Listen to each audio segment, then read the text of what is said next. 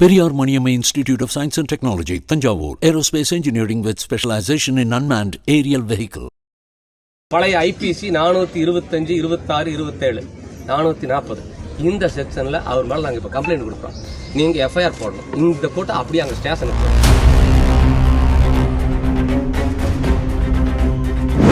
தொடர்ந்து வழக்கு போட்டதுனால நான் சட்டத்தை தெரிஞ்சுக்க வேண்டிய கட்டாயத்துக்கு தள்ளப்பட்டேன். அதனால நானும் என்னுடைய மகளோட சேர்ந்து கோவை சட்டக்கல்லூரியில 3 ஆண்டு கல்வியில நானும் 5 ஆண்டு கல்வியில என்னுடைய மகளும் சட்டம் படிச்சோம். ஆன்லைன்ல கம்ப்ளைண்ட் ரெஜிஸ்டர் பண்ணிட்டு நான் ஹைகோர்ட்ல டைரக்ஷன் வாங்கிட்டு வந்துருவேன். என்ன நினைச்சு பேசிட்டு இருக்கீங்க? உங்க பேர் என்ன முதல்ல அதை சொல்லுங்க. காவல்துறையில ஒரு 2 விழுக்காடு இருக்கிறவங்க கூட சட்டம் தெரியல. அந்த காட்சி சட்டம் எடுத்து மாட்டணும்னு அவங்க ஒரு நாட்டினுடைய ராணுவ சர்வதிகாரி மாதிரி நினைச்சுக்கிறாங்க. இவங்களே சட்டத்தை கையில் எடுத்துக்கிறாங்க. சுவைத்தவர் நெஞ்சுமெல்லாம் சமைத்தவர் நிலைத்திட உங்கள் சமையலில் எங்கேயும் ஸ்ட்ராங் கட்டு பெருங்காயம். நீங்க ஒன்னும் கடவுள் அல்ல, அல்லது நீங்க ஒன்னும் அரசர் அல்ல. நாங்க ஒன்னும் உங்ககிட்ட பிச்சை கேட்டு வந்த ஆளுங்க இல்ல. புரியுதா? நீங்க இந்த டாக்குமெண்ட் ரைட் பேசுற மாதிரி எல்லாம் பேசுறீங்கன்னா வேற விதமாய் போயிடும்.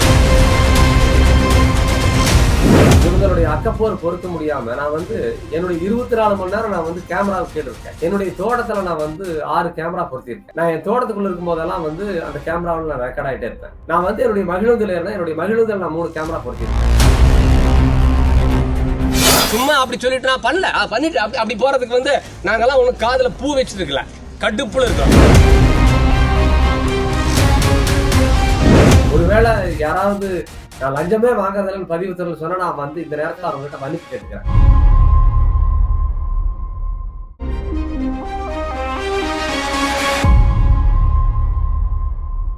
சமீபத்துல ஒரு வீடியோ வைரல் ஆச்சு. அதுலதான் நாங்க தெரிஞ்சுக்கிட்டோம் யாரு இந்த குமார ரவிக்குமார் ஐயா அப்படிங்கிறத.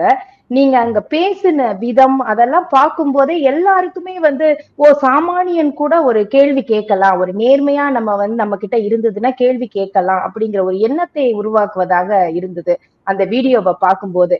அதுல என்ன பிரச்சனை? அது உங்களுக்கு என்ன அந்த பத்திரப்பதிவு பண்ணல அப்படின்னா இன்னமும் அந்த பிரச்சனையில இருக்குதா? என்ன இது ஆணி வேர் எது? இது அந்த பிரச்சனைனா நீங்க கொஞ்சம் ஒரு 2-3 ஆண்டுகள் பின்னோக்கி போகணும். கோவை மாவட்டம் அன்னூர் வட்டத்துல அன்னூர் வட்டம் மேட்டுப்பாளையம் 2 வட்டங்களை சேர்ந்த ஒரு 3800 ஏக்கர் நிலங்களை அரசு கையகப்படுத்துறதா ஒரு 3 ஆண்டுகளுக்கு முன்னாடி சொன்னாங்க, அறிவிப்பு வந்தது. அப்போ அந்த மக்கள் என்னை கூப்பிட்டாங்க, இந்த போராட்டத்துல நீங்களும் கலந்துக்கன்னு சொல்லிட்டு அந்த போராட்டத்தை நாங்க முன்னெடுத்து செஞ்சோம். இப்போ அரசாங்கத்தோட கடுமையா போராடி எந்த சூழலும் நாங்க நிலத்தை விட்டு கொடுக்க மாட்டோம், விவசாய நிலங்களை விட்டு கொடுக்க மாட்டோம். அது மட்டும் இல்ல, அந்த பகுதியை விவசாய பகுதியா அறிவிக்கணும், வேளாண் மண்டலமா அறிவிக்கணுங்கிற கோரிக்கை வச்சோம். அது அரசு இதில் கூட வெளிவந்தது, இந்த மாதிரி விவசாய நிலங்களை நாங்க கையெழுத்து மாட்டோம். ஒரு நிறுவனத்துடைய நிலம் இருக்கு, ஒரு 1000 ஏக்கர் இருக்கு. அந்த நிறுவனம் கிட்ட எடுத்து நாங்க தொழிற்பேட்டை அமைப்போம்னு சொன்னாங்க. அதனுடைய தொடர்ச்சி என்னாச்சுன்னா அது அமைக்க முடியாது, கூடாதுங்கிறதுல நாங்க இன்னைக்கு உறுதியா இருக்கிறோம். முதல்ல இந்த தொழில் பூங்காவுக்காக எடுக்கிறாங்கிற ஒரு பேச்சு வரும்போதே அந்த அந்த நிலத்தினுடைய மதிப்பெல்லாம் குறைஞ்சு போச்சு. ஏன்னா அரசாங்கம் எடுத்துன்னு சொன்னாக்க ரொம்ப குறைந்த தொகை தான் கொடுக்கும், சந்தை மதிப்பு கொடுக்காது.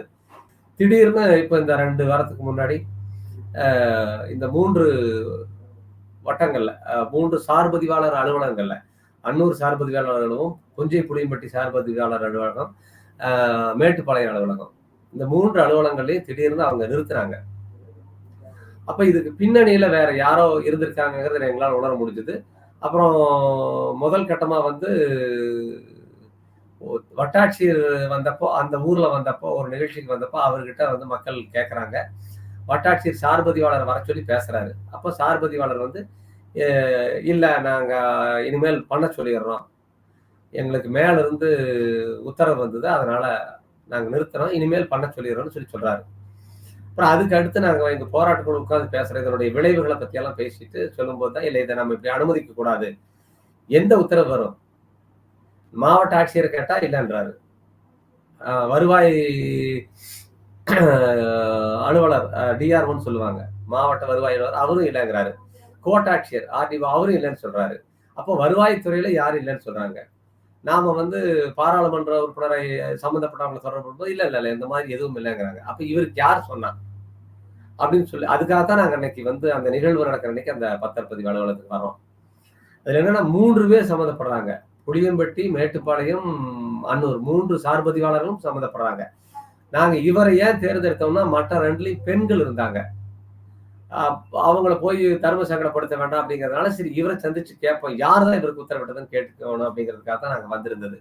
அதுல அவர் ஆரம்பத்துல சொன்ன பதில்கள் வந்து கொஞ்சம் மக்களை விவசாயிகளை எரிச்சல் விட்டுனதுனால கொஞ்சம் அது ஒரு வாக்குவாதமா போயிடுச்சு.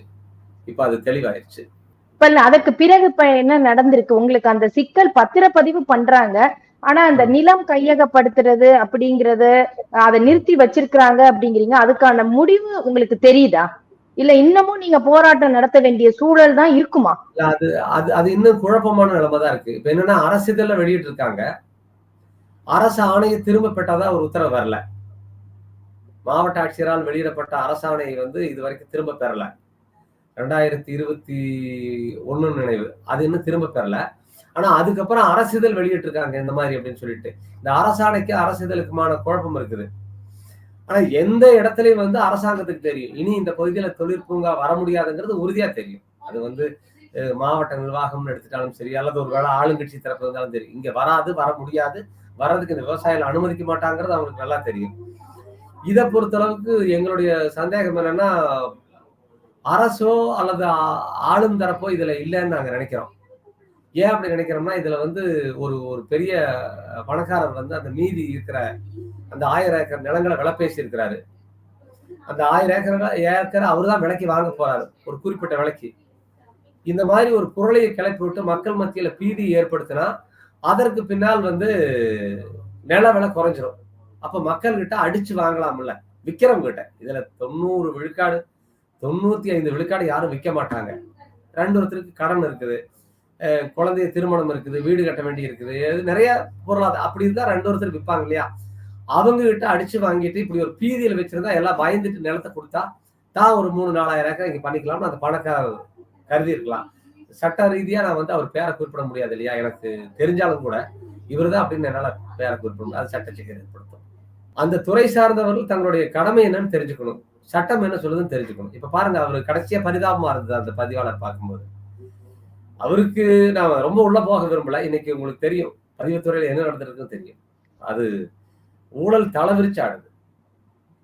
எக்கச்சக்கமான பணம், கிட்டத்தட்ட அவங்க நிலமதிப்பு அரசாங்கத்துக்கு என்ன வருவாய் வருதோ அந்த பணத்தை இவங்க கைவிட்டா பெறதுங்கிறதா இருக்கக்கூடிய நிலைமை. நான் வந்து இந்த குறிப்பிட்ட பதிவாளர் பத்தி பேசுறேன். இது ஏகமா இருக்கு. ஒருவேளை யாராவது நான் லஞ்சமே வாங்குறதுல பதிவுத்துறை சொன்னா நான் வந்து இந்த நேரத்தில் அவங்ககிட்ட மன்னிப்பு கேட்டுக்கிறேன். பதிவுத்துறை பத்தி இப்படி ஒரு வார்த்தை சொன்னேன். ஏன்னா இருக்கலாம், இல்லைன்னு சொல்ல முடியாது. ஆனா என் கண்ணுக்கு யாருமே தட்டுப்படல. மிக பணப்பேய்களாக, மிகப்பெரிய பணப்பேய்களாக. இதை சொல்லும் போது மறுபடியும் இது விவாதம் வேற விதமா போகும். ஏன் காவல்துறையில இல்லையா, போக்குவரத்து துறையில இல்லையா, வருவாய் துறையில இல்லையான்னு எல்லா துறையிலையும் இருக்கு. அதெல்லாம் ஒன்றும் சொல்ற மாதிரி இல்லைக்கு. இன்னைக்கு கையூட்டுங்கிறது தலைவிரிச்சு ஆடிட்டு இருக்கு. அதுல இவங்க வந்து அன்றாட வந்து சாக்கு பையில பணம் கொண்டு போற அளவுக்கு கையூட்டு வாங்குறாங்க. அதனால இப்ப அந்த இடத்துக்குள்ள நான் போக வரல. அது வந்து இது ஒட்டுமொத்த மக்களுடைய பிரச்சனை. இப்ப மக்களே வந்து தங்களுடைய மனதளவுல என்ன நினைக்கிறாங்கன்னா, லஞ்சம்ங்கிறது வாழ்க்கையினுடைய ஒரு பகுதி. அரசு ஊழியர்கள் வந்து அவங்க வந்து அலுவலகத்தில் உட்கார்றதுக்கு தான் சம்பளம் வாங்குறாங்க. அதுக்கு மேல வேலை செய்யறதுக்கு நம்ம கையூட்டு கொடுக்கணுங்கிற மனநிலைக்கு மக்களே வந்துட்டாங்க. அதான் பிரச்சனை. இது அரசு ஊழியர்கள் வந்து வழக்கத்துக்கு கொண்டு வந்துட்டாங்க. வேறுபடலாம். அதிமுக ஆட்சியில 100 ரூபாய் இருந்து இன்னைக்கு 150 ரூபாய் இருக்கலாம், 200 ரூபாயா இருக்கலாம், அல்லது 75 ரூபாயா இருக்கலாம், 50 ரூபாயா இருக்கலாம். ஆனா ஊழல் அப்படிங்கிறதும் இந்த கையூட்டுங்கிறது வந்து மக்களே வந்து இயல்பா எடுத்துக்கிற அளவுக்கு ரொம்ப இழிவா போயிடுச்சு இந்த கையூட்டு அப்படிங்கிறது. இதுல வந்து அதான் இவர் வந்து சட்டம் தெரியாத தன்னுடைய அன்றாட பணிகளுக்கு இடையூறு யாரோ சொன்னாங்கன்னு அதை செஞ்சு அந்த மக்களுக்கு மிகப்பெரிய ஒரு பின்னடைவை ஏற்படுத்திட்டார். இதுல என்னன்னா மக்கள் விற்கிறதுக்கு எல்லாருமே தயாரா இருக்காங்க அப்படிங்கிற மாதிரியான ஒரு தோற்றம் எல்லாம் கிடையாது. 1-2 விற்பாங்க. அதுல இன்னொன்னு நான் அந்த அப்பவே நான் சொன்னது இந்த காவல் அதிகாரிகிட்ட பேசும்போது, ஊழியர்கிட்ட பேசும்போது சொன்னது என்னன்னா, இவங்க பண்ணதனுடைய விளைவு என்னன்னா, இப்ப உங்களுக்கு தெரியும், ஒரு பொண்ணை கல்யாணம் முடிச்சு கொடுக்கறதுன்னு சொன்னா ஒரு நல்ல வசதியான இடத்த கொடுக்கணும் அப்படின்னு இது இயல்பு தானே. அப்போ இவங்க பண்ணது என்னன்னா, இந்த நிலத்தை அரசாங்கம் எடுத்துருங்கிற மாதிரி ஒரு பீதி கிளப்பணும்னா அது அங்க இருக்கக்கூடிய இளைஞருடைய வாழ்க்கையை பாதிக்குது. சரி, நான் ஒரு நகைச்சுவைக்காகவே கேட்கிறேன். இப்ப அந்த இடத்துல நீங்க வந்து அந்த அதிகாரியை கேட்டீங்க. திரும்ப சட்டத்துல இடம் இருக்கா? அதிகாரியை, அரசு ஊழியரை பணி செய்ய விடாமல் தடுத்தது, அவர்களை மிரட்டியது ஒரு அரசு ஊழியரை அப்படின்னு உங்க மேலேயே அந்த சட்டம் பாய்றதுக்கும் வழி இருக்கா? இல்லம்மா, அரசு ஊழியரை பணி போட்டிருக்காங்க. இப்ப கூட நிலுவையில் ஒரு வழக்கு இருக்கு. இப்பதான் போட்டாங்க ஒரு 6 மாசத்துக்கு முன்னாடி. வனத்துறை ஊழியர்களை பணி செய்ய விடாமல் தடுத்ததாக போட்டிருக்காங்க. அது நாம அது வழக்கு மட்டத்துல பார்ப்போம். அது ரொம்ப நகைச்சுவையா தான் இருக்கு நீங்க சொன்ன மாதிரி. அரசு ஊழியரை நாங்க பணி செய்ய விடாம தடுக்கவே இல்லை. ஏன்னு கேட்டா, நாங்க பேச்சுவார்த்தைக்கு போறோம். நாங்க நிறைய புகைப்பட கருவிகளை, கேமராக்கள் எடுத்துட்டு தான் போறோம். நான் வந்து இந்த காவல்துறை எனக்கு செஞ்ச உதவி என்னன்னா, இவங்களுடைய அக்கப்போர் பொறுக்க முடியாம நான் வந்து என்னுடைய 24 மணி நேரம் நான் வந்து கேமராவுக்கு கீழ இருக்கேன். என்னுடைய தோட்டத்துல நான் வந்து 6 கேமரா பொருத்தியிருக்கேன். நான் என் தோட்டத்துக்குள்ள இருக்கும் போதெல்லாம் வந்து அந்த கேமராவில் நான் ரெக்கார்ட் ஆகிட்டே இருப்பேன், பதிவாயிட்டே இருக்கும். நான் வந்து என்னுடைய மகிழுந்தில் இருந்தா என்னுடைய மகிழுந்தில் நான் 3 கேமரா பொருத்தியிருக்கிறேன். நான் 24 மணி நேரம் கேமரா கீழ இருக்கேன். எதுக்குன்னா, ரவிக்குமார் இந்த நேரத்துல இந்த குற்றத்தை செஞ்சான்னு அவன் வழக்கு போட்டான்னா மாட்டிக்குவான். ஏன்னா அந்த நேரத்துல நான் எங்க இருக்கிறது ஆவணமா இருக்கு. அது மாதிரி நாங்க இந்த நிகழ்வுகளுக்கு போகும்போது நாங்களே இப்ப எல்லாத்தையும் பதிவு பண்றோம். இது அந்த பிரிவுல வராது. ஏன்னா இவர் ஒரு தவற பண்ணாரு. இன்னும் சொல்ல போனா நாங்க அவருக்கு வாய்ப்பு கொடுத்தோம். நாங்க வழக்கு போட்டிருப்போம். எங்கிட்ட ஆவணம் இருக்கு. அவர் 3 நாள் நிறுத்தி வச்சுட்டு அவரே அவர் வாய்மொழியில் ஒத்துருக்கிறாரு. அதெல்லாமே பதிவா இருக்கு. எங்கிட்ட காணொலிகள் இருக்கு. நாங்க எதுக்காக அங்க போனோம்னா, ஏன் பண்ண, யார் உனக்கு பின்னாடி இருந்து இயக்குறது யாரு, இனிமேல் இந்த மாதிரி வரக்கூடாது, அதுக்காகத்தான் போனோம். இப்போ இந்த பத்திரப்பதிவு துறை அப்படிங்கிறது விவசாயிகளுடைய அதிக தொடர்புடைய துறையா இருக்குது இல்லையா? நீங்க வந்து நிலத்தை விற்கிறது, வாங்குறது, இந்த வேலையெல்லாம் அந்த துறை மூலமா பண்றீங்க. இப்ப இங்க இவ்வளவு தூரம் கையூட்டு அப்படிங்கிறது தலைவிரித்தாடுது அப்படின்னா, மக்கள் எதிர்கொள்ளக்கூடிய பிரச்சனைகள் என்னவாக இருக்கு? இந்த காணொளி வைரலா போச்சு அப்படின்னு சொன்னாக்க அது வேற ஒண்ணும் இல்லை. நான் வந்து திரைப்பட கதாநாயகர்கள் மாதிரியான தலைநடிச்சு போன ஆளு, எனக்கு பார்த்து விசிலடிக்கிறதுக்கெல்லாம் ஆள் கிடையாது. என்ன செய்தினாக்க, அவங்களுடைய நேரடி பாதிப்பு. ஒரு முறை அவங்க இந்த சார்பதிவத்துக்கு போயிட்டு வந்தா ரத்தம் கொதிச்சு போய் வருவான். அது விக்கிறவனோ வாங்குறவனோ இவங்க தட்டி பறிக்கிறாங்க. அதுல இன்னொரு சிக்கல் என்னன்னா, அந்த பத்திரப்பதிவு ஆவணப்பதிவர்கள் இருக்காங்க இல்லைங்களா, அவங்கள வந்து இவங்க இடைத்தரகளா பயன்படுத்துறாங்க. அதுல வருத்தம் எனக்கு தெரிஞ்சு வழக்கறிஞர்கள் பண்றாங்க, ஆவணத்தர்கள் எனக்கு தெரிஞ்ச நண்பர்கள் நல்லா இருக்காங்க. நான் அவங்களை கொச்சப்படுத்தல. ஆனா அவங்கள நிர்பந்தப்படுத்துறாங்க இவங்க. எதுக்காகன்னா, இந்த கையூட்டு வாங்கும்போது தப்பிக்கிறதுக்காக வேண்டி. நேரடியா வாங்கினா, கையூட்டு வாங்கினா சிக்கிக்குவோம், இந்த மாதிரி ஆவண எழுத்தர்கள் வழியா வாங்கும்போது நாம மாட்டிக்க மாட்டோம் அப்படிங்கிற மாதிரி. அப்படியெல்லாம் கிடையாது. அவங்க வழியா வாங்கும்போது இவங்களும் சேர்ந்து மாட்டுவாங்க. மக்களுக்கு அது தெரியல, அந்த சட்டம் தெரியல. இந்த ஊழல் மற்றும் கண்காணிப்பு துறையினுடைய நடைமுறை தெரியாதனால அப்படி நினைச்சிருக்காங்க. யார் வழியா கொடுத்தாலும் அவங்க வழியா காசு போகுதுன்னு சொன்னாக்க அவங்க கதை முடிஞ்சிடும், அந்த ஊழல் தடுப்புக்கு போனா. ஆனா இவங்க வந்து இது ஒரு கேடயமா பயன்படுத்தி கொள்ளையடிக்கிறாங்க. இந்த வீடியோவை நாங்க பார்த்தோம். அதுல இருக்கக்கூடிய இந்த செக்ஷன் எல்லாம் வந்து அரசியலமைப்பு சட்டத்துல உள்ள அந்த பிரிவு எல்லாம் வந்து அப்படியே தெளிவா சொன்னீங்க.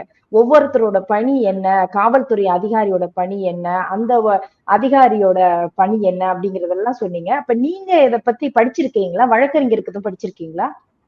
ஆமாம்மா, நான் படிக்க வேண்டிய காலத்துல வழக்கறிஞரா படிக்கல, வெறும் பட்டப்படிப்போட நிறுத்திட்டேன். தொடர்ந்து காவல்துறை பொய் வழக்குகளை போட்டிருந்தது.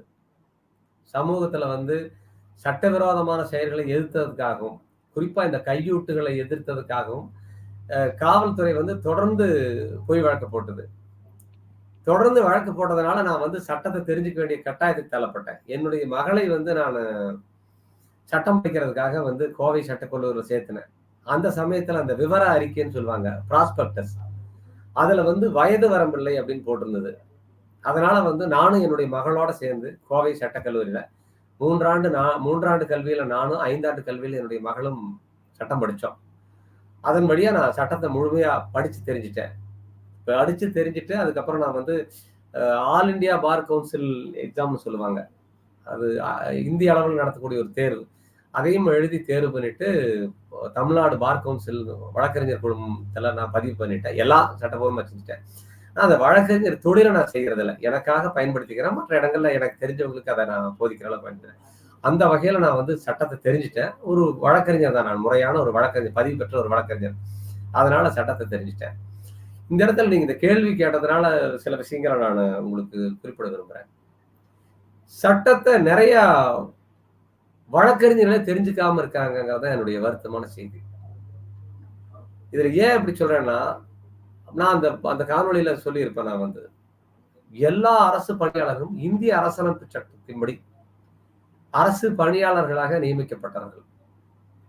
அவருடைய எல்லா பணிகளுக்கும் சட்டம் இருக்குது. இன்னமும் சரியாக சொல்ல போனால் சட்டத்தை நடைமுறைப்படுத்துவதற்காக நியமிக்கப்பட்ட பணியாளர்கள் தான் இவங்க. அது வந்து நீங்க தலைமைச் செயலாளர் அல்லது ஆட்சி பணியாளர்கள், கலெக்டர்னு சொல்லுவாங்க இல்லையா, மாவட்ட ஆட்சியர் அல்லது காவல்துறை, பல்வேறு துறையில் இருக்கக்கூடிய எல்லா பணியாளர்களும் சட்டத்தின்படி நியமிக்கப்பட்ட பணியாளர்கள், அவ்வளவுதான். இவங்க தங்களை அதிகாரிகள்னு சொல்லிக்கலாம் அல்லது அதுக்கு மேல வேற ஏதாவது பேர் போட்டுக்கலாம், அதெல்லாம் வேற. இவர்கள் எல்லோரும் மக்களுடைய வரிப்பணத்திலிருந்து ஊதியம் பெறுகின்ற பணியாளர்கள், அவ்வளவுதான். இவர்களுக்கான பணி வரையறுக்கப்பட்டிருக்கிறது, அரசியலமைப்பு சட்டத்திலேயே வரையறுக்கப்பட்டிருக்கிறது ஒவ்வொரு துறைக்கும். இவர்கள் அதை செய்யலைன்னா என்ன தண்டனை அப்படிங்கிறத வந்து இந்த 3 சட்டங்களும் சொல்லும். இந்திய தண்டனை சட்டம், சாட்சிய சட்டம், குற்ற விசாரணை சட்டம், இந்த 3ம் தெளிவா இவங்களுக்கான தண்டனை வரையறுக்கும். என்ன செய்தின்னா, இந்த இடத்துல வந்து வருத்தத்திற்குரிய செய்தி என்னன்னா, காவல்துறையில ஒரு 2 விழுக்காடு இருக்கிறவங்களுக்கு கூட சட்டம் தெரியல. அந்த காட்சி சட்டம் எடுத்து மாட்டணும்னா அவங்க வந்து ஒரு ஒரு ஒரு நாட்டினுடைய ராணுவ சர்வதிகாரி மாதிரி நினைச்சுக்கிறாங்க. இவங்களே சட்டத்தை கையில் எடுத்துக்கிறாங்க, சட்டத்தை படிக்கிறதே இல்லை. அவங்க அப்படி அதான் உங்களுக்கு சாத்தான்குளம் மாதிரியான சம்பவங்கள் நடைபெற்றதனுடைய இது தெரியும். இதுல பல வழக்கறிஞர்களுக்கும் அது தெரியல. ஏன்னு எனக்கு ஒண்ணும் புரியல. ஏன் அவங்க சட்டத்தை சரியா படிக்கலையா, அது படிச்சு தேர்வு எழுதுறதோட அதை விட்டுட்டு வந்துட்டாங்களான்னு தெரியல. சில இடங்கள்ல வந்து விசாரணை நீதிமன்றங்கள்ல நடுவர்களுக்கே தெரியலங்கிறதா யதார்த்தமா இருக்கு. அது சொல்லும் போது கொஞ்சம் வருத்தத்தோட தான் சொல்றேன். ஏன்னா நான் சார்ந்து இருக்கின்ற அந்த சட்டத்துறையை சார்ந்து நான் நடுவர்கள் மேலேயே ஒரு இது சொல்ற மாதிரி சொல்றேன். காவல்துறை வந்து ஒரு வழக்கை பதிவு பண்ணி கொண்டு வந்து நிறுத்தணும்னு கண்ணை மூடிட்டு 15 நாள் இருமாட்டேங்கிறாங்க. ஒரு பெரிய கூத்து நடந்தது இங்க திருப்பூர்ல. ஒரு நீதித்துறை நடுவர், அவர் ஊட்டியில பணியாற்றுறவர், அவர் மேல ஒரு அபத்தமான ஒரு வழக்கு, அதை போட்டு கொண்டு வந்து திருப்பூர்ல ஒரு நடுவர்கிட்ட நிறுத்துறாங்க. அவரு கண்ணை மூடிட்டு இன்னொரு நடுவரை ரிமாண்ட் பண்றாரு, சிறைக்கு அனுப்புறாரு. அப்புறம் அடுத்த நாளே உயர்நீதிமன்றம் தலையிட்டு அதெல்லாம் எடுத்தது வேற சமாச்சாரம். இது ஒரு எந்திரத்தனமான ஒரு நிலைமையா இருக்கு. இல்லப்பா, அந்த இடத்துல அவர் என்ன பண்ணிருக்கணும்? முதல்ல அந்த வழக்கை அப்பவே வந்து கிழிச்சு போட்டிருக்கணும். அதாவது என்ன சொல்றேன், இது முறையான வழக்கல்ல, இது பதிவு செய்யத்தக்க வழக்கல்ல, இந்த குற்றச்சாட்டுகள் ஏற்றுக்கொள்ளத்தக்கதல்ல அப்படின்னு சொல்லிட்டு அந்த நடுவர் வந்து அதை நிராகரிச்சுட்டு அந்த கைது செய்யப்பட்ட நடுவரை விடுவிச்சிருக்கணும். அது மட்டும் இல்ல, இந்த பணியை செஞ்சதுக்காக அந்த காவல்துறை பணியாளர்கள் மேல நடவடிக்கை எடுத்திருக்கணும்.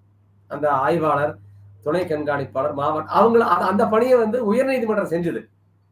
சூமோட்டான்னு சொல்லுவாங்க, தன்னிலையா வந்து எடுத்து அந்த வழக்கு எடுத்து இந்த மாவட்ட கண்காணிப்பாளர், துணை கண்காணிப்பாளர், ஆய்வாளர் 3 பேர்த்தையும் அங்க சென்னை வர சொல்லிருச்சு. என்ன காரணமோ அந்த வழக்கு இன்னும் முடியாத அப்படியே கிடப்புல கிடக்கு. அந்த பணி இந்த நடுவர் செய்ய வேண்டிய பணியை உயர்நீதிமன்றம் செஞ்சது.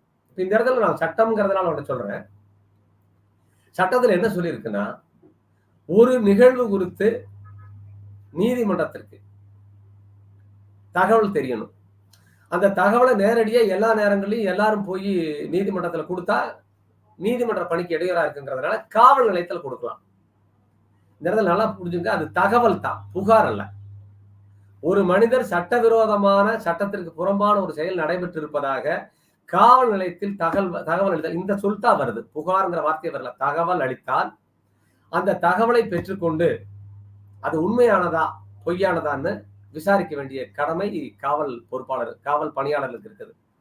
அதை அவங்க பதிவு பண்ணிட்டு அவங்களுக்கு ஒரு ரசீது கொடுக்கணும். பெற்றுக்கொண்டதற்கான ஒரு உடன்படிக்கை கொடுத்துட்டு அதை நீதிமன்றத்துக்கு அனுப்பிச்சுட்டு அவங்க போய் விசாரிச்சு அது உண்மையிலேயே குற்றமா இருந்தாக்க அந்த குற்றத்தை செய்தவர்களை கைது செய்யணும். அது சட்டம் சொல்லுது. அது பிணையில் விடக்கூடிய கைது, பிணையில் விடக்கூடாத கைது அப்படின்ட்டு. அந்த கைது செஞ்ச 24 மணி நேரத்துக்குள்ள அவங்களை கொண்டு போய் நீதித்துறை நடுவர் முன்னாடி நிறுத்தணும். இதுதான் காவல்துறையுடைய வேலை. இதை தவிர அது டிஜிபியா இருக்கலாம் அல்லது உள்ளூர்ல இருக்கக்கூடிய கடைநிலை காவலரா இருக்கலாம்.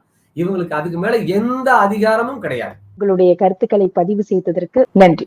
நன்றி. நன்றி. Periyar Maniammai institute of science and technology, Thanjavur. Aerospace engineering with specialisation in unmanned aerial vehicle. சுவைத்தவர் நெஞ்சுமெல்லாம் சமைத்தவர் நிலைத்திட உங்கள் சமையலில் எம்விஎம் ஸ்ட்ராங் கட்டு பெருங்காயம்.